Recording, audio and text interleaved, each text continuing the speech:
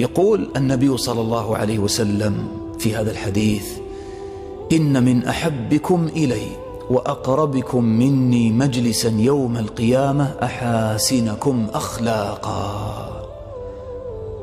وهذا والله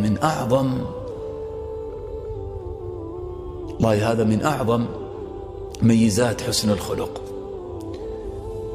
لماذا كان صاحب الخلق الحسن من أقرب الناس للنبي صلى الله عليه وسلم في الجنة، ومن أحب الناس إلى النبي صلى الله عليه وسلم؟ النبي صلى الله عليه وسلم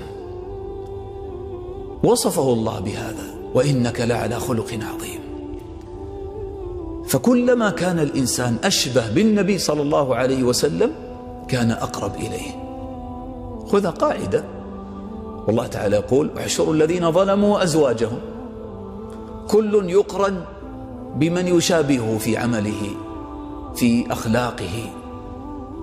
كذلك المؤمن يحشر مع من يشابهه في عمله، من هو في درجته. فتأمل النبي